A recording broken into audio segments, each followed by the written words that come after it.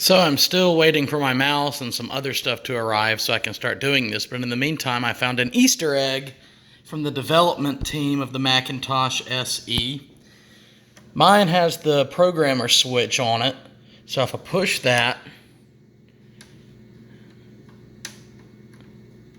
come on now, there we go. And I type G41 dog 89 alpha and press enter.